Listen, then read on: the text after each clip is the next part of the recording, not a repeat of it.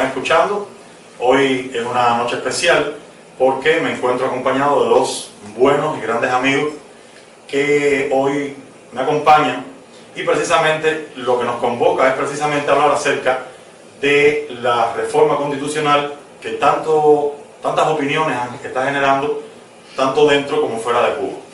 Yo quería aprovechar para que ellos, desde la posición de un ciudadano, de un cubano de a pie, ellos pudieran compartirnos de manera sencilla, de manera entendible, las opiniones que ellos tienen acerca de esto que se está promoviendo. Voy a dejar que ellos se presenten. Voy a empezar por acá con el que está a mi derecha.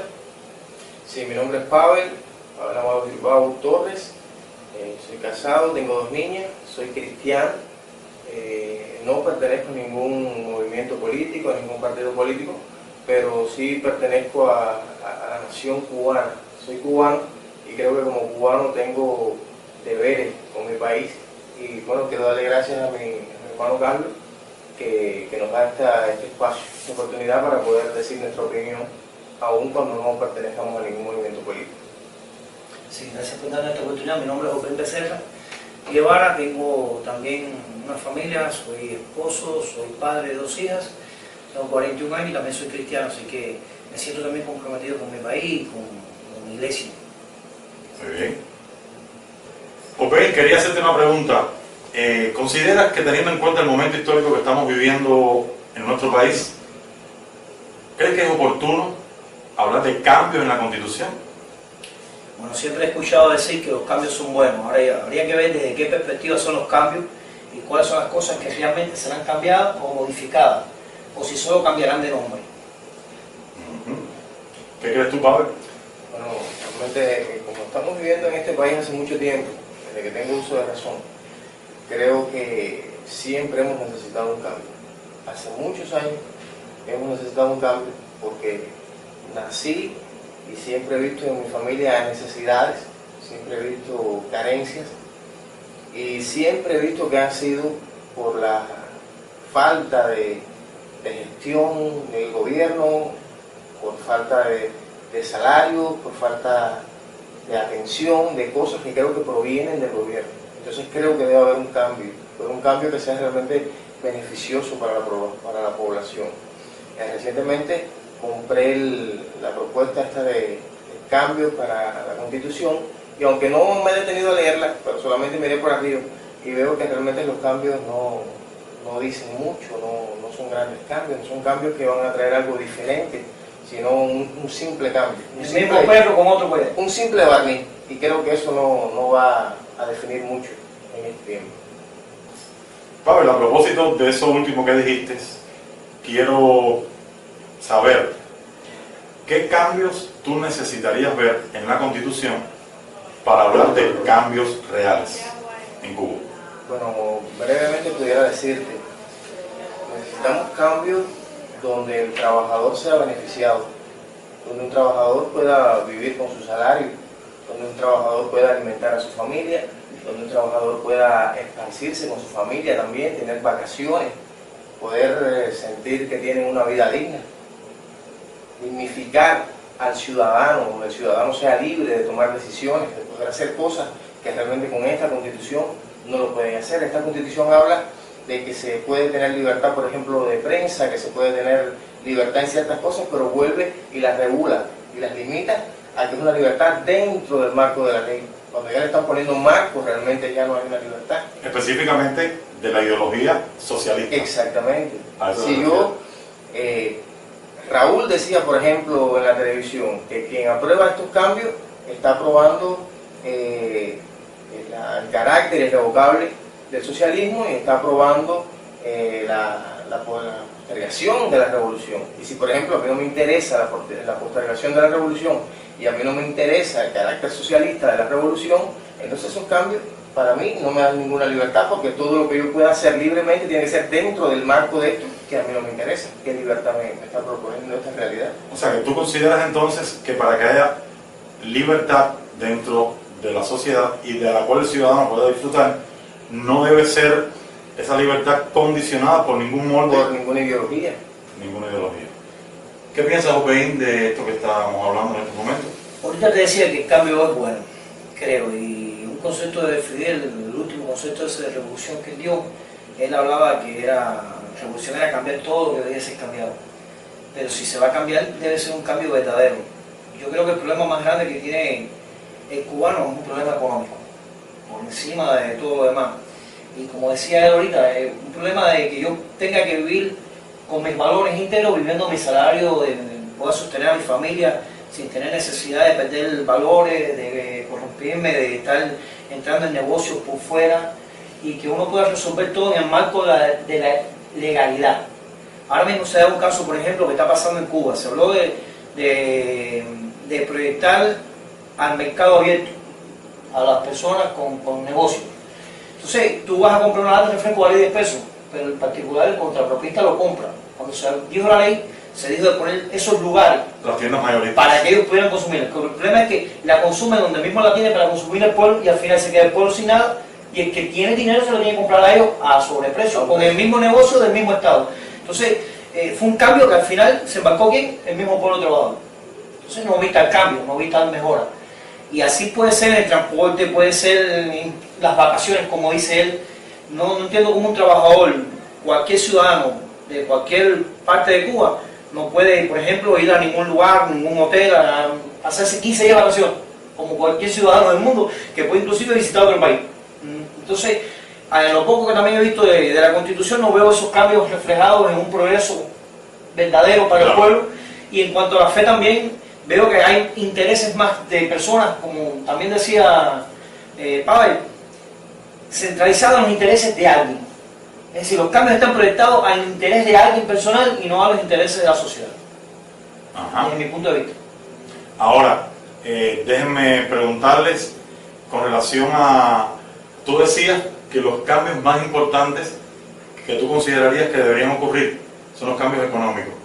Ahora, Pavel, por otra parte... Disculpa, el problema es que cuando tú haces cambios económicos, haces también cambios de pensamiento, de integridad, de valores que lo tenemos perdido. Y la Constitución no habla de eso, de esa reintegración de esos valores perdidos que esta humanidad ha perdido. Ya, pero bueno, Pavel hablaba de que condicionar al ciudadano en su libertad dentro de un molde ideológico. ¿Eso es lo mismo que vamos a tener siempre? Sí, pero tú me hablas, me es interesante que él habla del molde y del condicionamiento ideológico y tú me hablas desde el punto de vista económico. O sea, estamos hablando entonces de lo político y lo económico, pero desde el punto de vista de ustedes, para que en Cuba existan cambios significativos, ¿qué debe ocurrir primero? ¿Cambio a nivel económico, como tú planteas, o cambio desde el punto de vista político e ideológico? Yo creo que una cosa lleva a la otra. Pero que el Porque primero debe enmarcado, dentro de un marco tú no vas a tener cambio. Tú vas a tener un cambio dentro de un marco. Al final no es cambio. Cambiarás palabras, cambiarás ideas, cambiarás conceptos, cambiarás frases, pero pensamiento no. Digo yo. ¿Qué crees? Creo que primero debe cambiar el marco ideológico. Como ustedes saben, en meses recientes, algunas denominaciones evangélicas de Cuba, denominaciones históricas, convocaron a sus respectivas congregaciones para levantar la voz con relación a la posición tradicional de la Iglesia con relación al matrimonio igualitario. Lamentablemente, por razones ajenas a las congregaciones, a la Iglesia, esa marcha no se pudo hacer, pero la Iglesia ha estado desarrollando algunas estrategias para que la voz de la Iglesia se haga saber con respecto a ese tema. Ahora, la pregunta que yo quiero hacerles a ustedes en esta hora es la siguiente. ¿Creen ustedes que, teniendo en cuenta el poder de convocación que tiene la Iglesia, teniendo en cuenta el concepto de verdad y de libertad que la Iglesia tiene, consideran ustedes que la Iglesia debería estar defendiendo otras libertades y otros derechos que están siendo vulnerados en Cuba? Y no solamente levantar la voz con respecto a su posición al matrimonio igualitario, sino que hay otros derechos que vienen siendo pisoteados y condicionados, como tú dijiste al principio, por la ideología. ¿Creen ustedes que la Iglesia debería extender su protesta, por decirlo de alguna manera, y alzar su voz para que otros derechos sean respetados en Cuba? Bueno, sí. Además de este asunto del matrimonio igualitario, que creo que lo que está dando es un pie, como había dicho, en el asunto de la gente aprender a protestar contra el gobierno. Pero creo que la libertad de asociación también es un punto muy importante.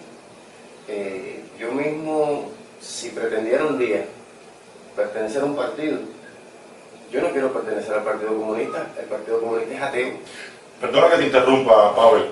¿Tú consideras que es normal que un cristiano pueda pertenecer a un partido político? ¿Conoces cristianos de otros países que participan y militan en algún partido político? Sí, los conozco. Pertenecen al partido y defienden posiciones partidarias también. Pienso que sí, que pudiera ser. Pero en el caso de Cuba, no creo que un cristiano pueda pertenecer a un partido, por lo menos al partido único que hay, porque es comunista, es ateo, como un cristiano va a pertenecer a un partido ateo. Aun y cuando tiene la posibilidad, en el cuarto congreso del partido, una de las cosas que se aprobaron es que los creyentes podían ser parte o podían ser militantes del Partido Comunista de Cuba. Pero en tu caso, creo que no puede ser. No puede ser. ¿Qué otras libertades consideras que la Iglesia debería estar defendiendo? Una a la que nos hemos adaptado es a la libertad de movimiento también. Todos sabemos que ese lema que se dice que la Habana es la capital de todos los cubanos, sabemos que eso es mentira. Deportan a los orientales, los persiguen de una manera solapada y los envían a sus lugares otra vez de nacimiento, a sus lugares de origen. Todos sabemos que en La Habana es el lugar, o uno de los lugares donde mejor se vive en Cuba, y la gente quiere buscar una mejor vida. Entonces eso no es posible. Y eso que tú estás diciendo me resulta muy interesante porque yo particularmente conozco unos cuantos opositores que no tienen dirección de La Habana, y esa ley ha sido usada específicamente contra ellos para deportarlos. Ya que no los pueden acusar de delitos políticos, lo que hacen es que los deportan. Primero los tienen unos días detenidos en el Vivar, por ejemplo, y después nos montan en un tren, en una guagua, con una carta de advertencia de que no pueden regresar a La Habana. Eso es lamentable. ¿Qué otros derechos consideran ustedes que...? Hay un derecho también que yo estaba mirando en esta planilla, no sé cómo llamarlo, que se está haciendo para que el pueblo vea las leyes. Se está hablando de que las propiedades. Yo creo que esto es algo que también debería preocupar un poco más a la Iglesia con respecto a poder tener más propiedades. Dice que ninguna persona, ni jurídica ni natural, puede tener muchas propiedades. Es decir, también la Iglesia va a tener limitantes en cuanto a esto. Como mismo, aunque la Iglesia tenga posibilidades de comprar más, de adquirir más, de mejorar más, claro. Entonces también es una limitante. Hoy mismo estamos disfrutando de los carros de la Iglesia, por ejemplo, tienen chapas del Estado. No hay una identificación para las mismas chapas de los carros, nombrar algo que diga que eso es de la institución. Ahora mismo, las casas que se compran, que se adquieren, tienen que estar a nombre de alguien, sabiendo alguien que es de la Iglesia, pero entonces el mismo gobierno, una vez en una reunión con Caridad Dios, no sé si recuerdan. Una vez en Canadá. Ok, expresó eso, que no se iba a dar esa libertad. La Iglesia no iba a tener ese derecho. Yo recuerdo que en esa reunión yo hablé de eso que tú estás diciendo, solo planteé que cuando nos iban a devolver las propiedades, algunos le dicen que fueron intervenidas, otros llaman confiscadas. Mi opinión es que fueron propiedades robadas bajo un decreto revolucionario que no les ha sido devuelta a la Iglesia. Y planteé en ese momento también la posibilidad de que nuestros hijos estudiaran en escuelas religiosas, como se le llama popularmente, y la respuesta que ella me dio es que eso de momento no podía ser. Entonces, de alguna manera, la estructura ideológica de este país nos tiene restringidos. En un marco. En un marco. Todo está dentro del marco. Ajá. Y entonces, ¿qué otras libertades y derechos consideran que debería la Iglesia estar defendiendo? Ahora estoy recordando, pero que nos dan son pequeñas migajas, porque realmente hasta hace poco tú tenías una casa que pagaste y no era tuya, no la podías vender, no podías hacer con tu casa lo que tú quisieras. Hasta hace poco tú tenías un carro que te ganaste con tu trabajo y no lo podías vender, no podías hacer con tu carro lo que quisieras. Se puede ya, ahora últimamente sí, pero son migajas, son migajas. Creo que también tenemos que ver algo acerca de la libertad de expresión. Yo llego a la escuela de mi niña y le digo a la profesora, no quiero que mi hija vaya a ningún acto político, y la maestra me dice, aterrorizada, no digas eso. Es que la gente sabe que no tenemos libertad, pero se han adaptado a no tener libertad. Y creo que como iglesia también tenemos que tener ese derecho, no enviar a nuestros hijos a todas esas cosas que según la Biblia son idolatría, es paganismo. Juramentos. Y tenemos miedo, Tal vez no irnos a extremos de algunas otras denominaciones, pero sí entender, según la Biblia, lo que no se debe hacer es expresarlo. Mi hija no va a echarle flores a ningún muerto, porque ni siquiera a nuestros familiares tenemos esas costumbres que a veces son exageradas, acerca de que se vienen a convertirse prácticamente en una idolatría, en un culto. Culto a los muertos. Y entonces si no lo hacemos con nuestra familia, ¿por qué tenemos que hacerlo con otras personas que ni siquiera conocimos? Claro. Y tengo el derecho a expresarme, y expresarme en muchas otras cosas. Sin que eso implique que te dañen. Un daño, exactamente. O que te amenacen o que te condicionen. O que la gente te mire diferente. Porque incluso el mismo pueblo se ha convertido en parte de ese instrumento sin darse cuenta. De ese juego. Sin darse cuenta de ya, el mismo pueblo, tus propios contemporáneos, empiezan ya a condenarte y a censurarte. Por sencillamente decir algo que yo sé que es verdad y que ellos saben que es verdad. Sí, justamente las escrituras dicen, conocerás la verdad y la verdad te hará libre. Y más adelante dice, si el Hijo, o sea Jesús, te libertare, serás verdaderamente libre. Y es de eso de lo que estamos hablando. Nosotros los cristianos tenemos un concepto de libertad, pudiéramos decir, diferente a otros conceptos de libertad que vienen desde el humanismo, la filosofía, la sociología.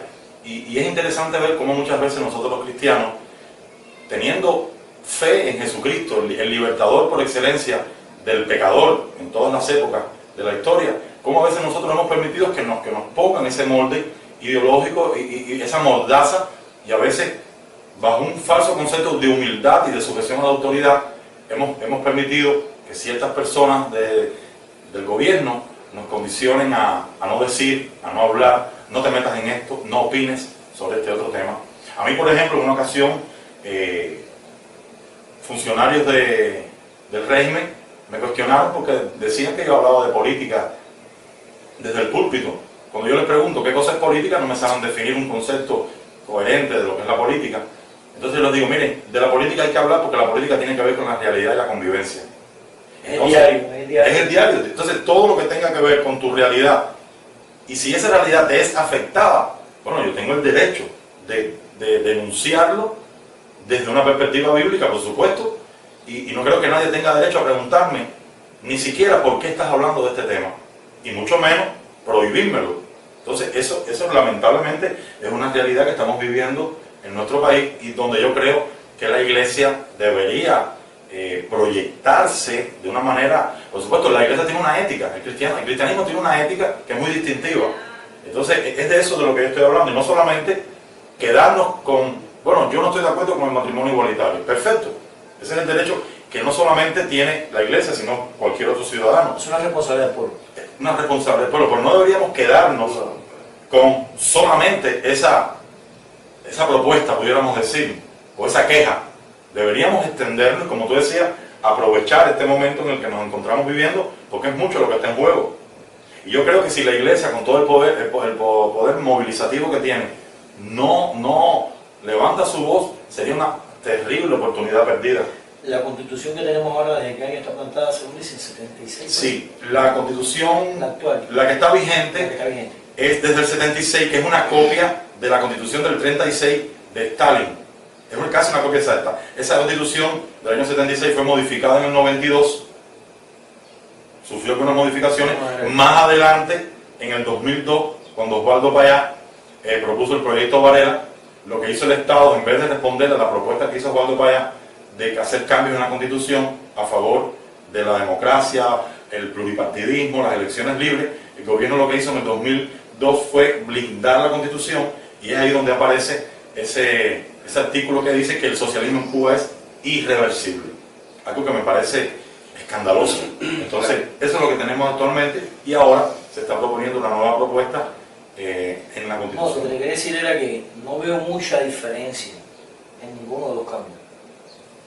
Efectivamente, y al menos que no se traducen en bienestar y felicidad para el pueblo. Analicemos así de manera general esta frase. Martí dijo: cuando los pueblos emigran, es porque los gobernantes sobran. Exactamente. Si la constitución cubana, como dice el régimen, es tan buena, es tan democrática, es tan aplaudida, incluso en otros lugares, ¿por qué el cubano se sigue yendo? Porque tanta gente se va. Y la pregunta es, los cubanos que se marchan de Cuba, marcados por la huella del socialismo, aunque yo creo que en Cuba no hay socialismo, no lo hay. ¿Para dónde se va el cubano cuando se va de Cuba? ¿Para países socialistas o capitalistas? Generalmente, capitalistas. Eso no dice nada. Eso no nos dice nada.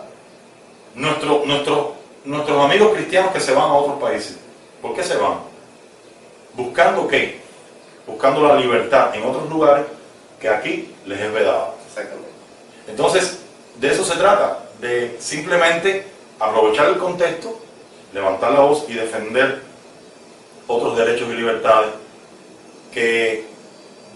al cual, como tú decías, nos hemos acostumbrado, lamentablemente, nos hemos acostumbrado a vivir restringidos, hablando bajito, usando doble sentido, usando el chiste, usando la parodia. Yo creo que si en este país hay alguien que debe hablar la verdad de frente, sin adornos, con amor y con respeto, Es la iglesia. es la iglesia. Y es por eso que quería hacerles esta pregunta. ¿Creen que algún otro derecho, la iglesia, alguna otra libertad? Ahora estaba La iglesia- pensando Claro. cuando se hizo este movimiento también acerca del socialismo, hacerlo irrevocable. Creo que debíamos habernos manifestado esto, porque es una de las grandes muestras de la falta de libertad. ¿Por qué? Porque nada es para siempre. Efectivamente. Nada hecho por los hombres es para siempre. Esto mismo del socialismo fue irrevocable. ¿Por qué? Si todo está en constante cambio, en constante transformación, y el socialismo es tan imperfecto, ¿por qué entonces hacerlo irrevocable? Y la historia ha demostrado que no da resultados, porque los países donde el socialismo fue implementado ya no son socialistas. Y esto, si no recuerdo mal, fue algo que se llevó también a votaciones por los barrios y cosas así. Sí, eso que tú dices me llama la atención porque yo tuve la oportunidad de debatir con un funcionario del régimen hace poco. Me decía, pero si el pueblo aceptó, y la respuesta mía, pero ¿entre cuántas opciones más tenía el ciudadano? El ciudadano tenía una solución, el socialismo. Entonces yo creo que para que haya verdadera libertad tiene que haber varias opciones para escoger. Cuando tú tienes una solución, ¿dónde está la libertad? ¿Es o esto o eso mismo? Yo creo en cuanto a la pregunta de que si la iglesia debería defender algo más, yo creo que la iglesia debería defenderlo todo. Al final, ¿de qué está compuesta la iglesia? Ajá, De la Si sociedad. no es el mismo pueblo. claro. Entonces, cualquier ley, cualquier circunstancia, cualquier situación, todo va a afectar directamente al pueblo y a la iglesia. Directamente proporcional. Sí. Nosotros tenemos que tener una fe con el corazón en el cielo, pero estamos sobre la tierra. Con los pies en la tierra. Y vivimos, somos parte de la humanidad, somos parte de la sociedad. Y cualquier circunstancia, cualquier determinación, cualquier decisión va a afectar directa o indirectamente. Efectivamente. Una muestra enorme también de falta de libertad. Socialismo o muerte. ¿Por qué? Como nos ha durado eso. Y creo que hasta lo hemos repetido, los cristianos lo hemos repetido en las escuelas, en algún acto de eso que hay que ir obligado para el 1 de mayo, porque si no vas te buscas un problema en el trabajo. Socialismo o muerte, ¿no? ¿Qué? Socialismo o puede haber otras cosas también. Hay otras opciones. Mejores que el socialismo. De hecho, los países en el mundo que más desarrollo tienen, donde más bienestar los ciudadanos tienen, no son países socialistas, son países capitalistas. De donde nadie quiere venir para No, porque el Cuba. problema de tener una sola opción. no te da competencia. Claro. Esto es lo que tiene, esto es lo que te toca, esto es lo que hay. Punto. Exacto. Es decir, eso podría ser como una panadería. ¿Dónde más vas a ir a comprar pan si nada más que tienes ese? Efectivamente. ¿Qué otro tú vas a comer? No tienes otra opción. No hay otra manera de que tú puedas saber si esto es mejor que aquello o más malo. Uno de los problemas grandes que tiene la sociedad en Cuba es el problema habitacional. ¿Cuántas personas viven en una casa? ¿De cuántas generaciones? Es un problema, hay que dar solución a eso, pero no se acaba de encontrar la fórmula, ni cómo, ni se oye interés. Personas trabajan 20, 30 años por una casa. Entonces los hijos de ese que van a hacer también trabajar por una casa. Y es un tema que si vienes a ver no se toca, no se habla. Entonces, zapatos, ¿con qué? ¿Cuánto vale un par de zapatos? Un par de zapatos en la tienda. Un par de zapatos. Hablando de cambio, ¿no? Un par de zapatos, ¿cuánto vale en la tienda? $15. Los más baratos y más malos. Los más baratos. No, los más baratos y los más malos. No, por eso. Ahora, ¿cuánto cobra un trabajador? El promedio en Cuba, sin la búsqueda, sin la lucha. 25 CUC al mes como promedio. Promedio. Cuando se te acaban los mandados de la libreta, La canasta básica. los otros 25 días, porque eso dura 5 días, no sé quién dura más, 25 días con qué comen. De eso no se habla. La canasta básica es para asegurarte, bueno, ¿quién vive con eso? Enséñeme, trae O que sea, alguien que en una nadie, casa, nadie vive ni con el salario, ni con el salario, ni con la canasta, cuota, ni con nada. ni con la Entonces, canasta básica. el cubano, lo más importante yo creo que cuando el sueldo, yo creo que ahí parte todo el problema. Cuando los salarios te den para sustentarte.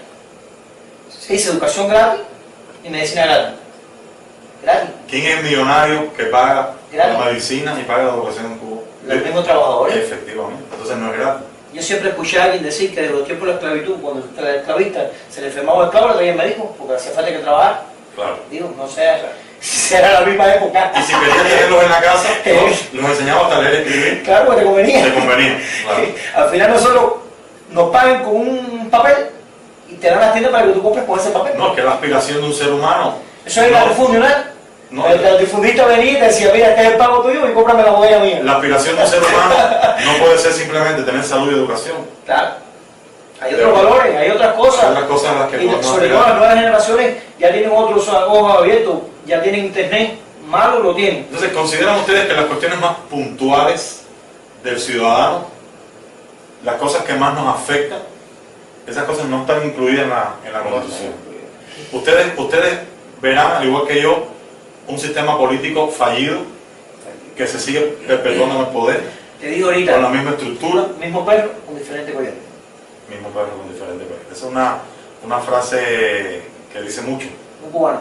muy cubano, pero que tiene un significado tremendo. Bueno, para ir terminando, y les agradezco la gentileza de haber participado con sus opiniones, que tienen mucho valor, porque son las opiniones de cubanos de a pie. Y con difícil tener un carro. Sí, Muy y difícil. con pocas posibilidades. Unas últimas palabras que, ¿cómo les gustaría, para ir terminando, qué les gustaría decir para concluir?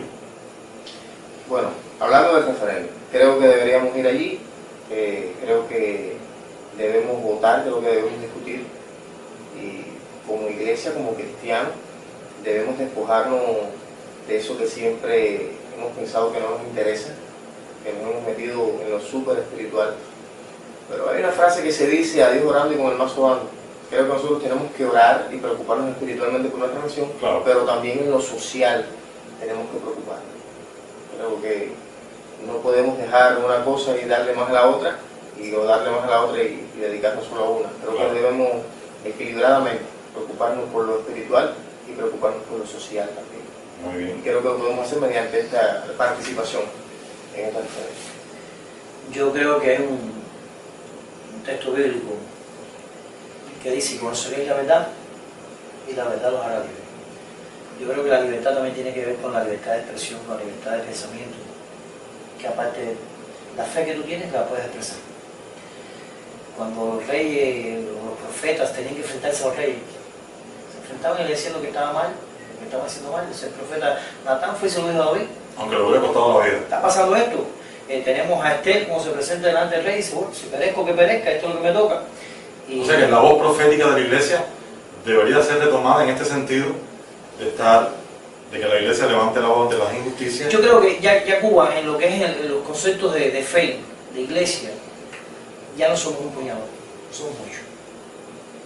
Y yo creo que nosotros no estamos alejados de los problemas sociales. Es decir, cuando yo me monto en un tren malo, como el otro día en Santiago que hubo que empujar el tren, Empujar el tren. eso no lo había visto yo, empujar un tren para que arrancara. Si hubiera visto empujar el carro y eso, pero empujar el tren. Entonces es un problema que cuando se monta ahí se monta un cristiano y un no cristiano. Sí, porque no hay trenes para cristianos No, y trenes para no cristianos. O guagua. no estamos alejados de la sociedad. Vivimos Somos parte de la sociedad. Jesús lo dijo, vivimos, aunque no somos parte del mundo, Vivimos en el mundo. en cuanto a herencia espiritual, vivimos en el mundo. Y somos luz, y somos sal en el mundo. Amén. Amén. Y eso es lo que Dios nos llama también, ser un faro. Un faro.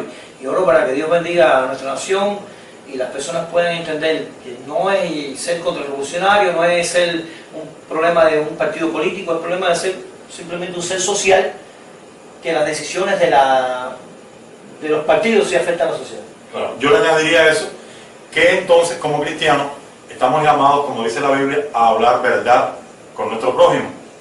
Y entonces quería invitar a los que nos van a estar viendo en esta transmisión, si eres cristiano, te invito a la luz de la Biblia a que seas luz y seas sal, y que con tu testimonio, que con la verdad de Cristo que hay en ti, tú puedas convencer y le puedas demostrar a las personas que te rodean que en ti Cristo vive. Y a los que no son cristianos, también les invito a que quizás puedan conocer al Salvador, a Jesucristo. Pero también quiero decirles que este es un momento que deberíamos aprovechar. Esta es una oportunidad donde quedarnos de brazos cruzados no solamente nos va a afectar a nosotros, sino a las generaciones que vienen en el futuro.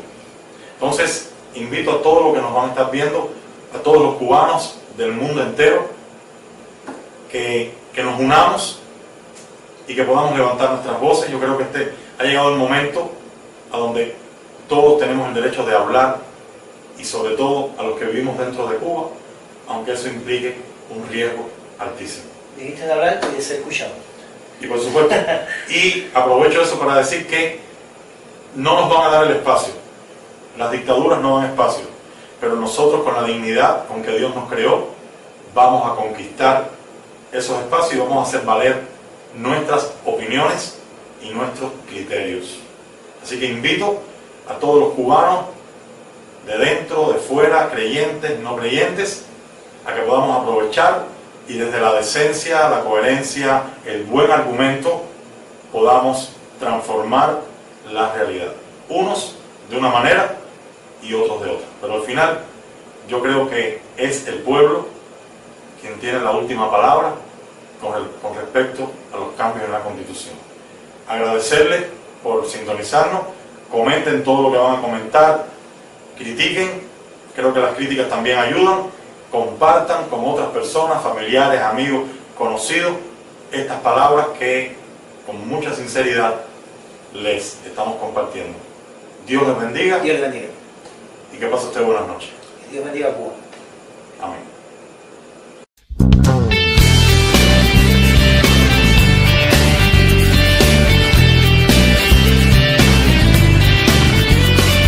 No somos solo un número social, una herida por cerrar o una meta sin cumplir. No somos un estatus de ocasión, como una vieja canción que es difícil repetir.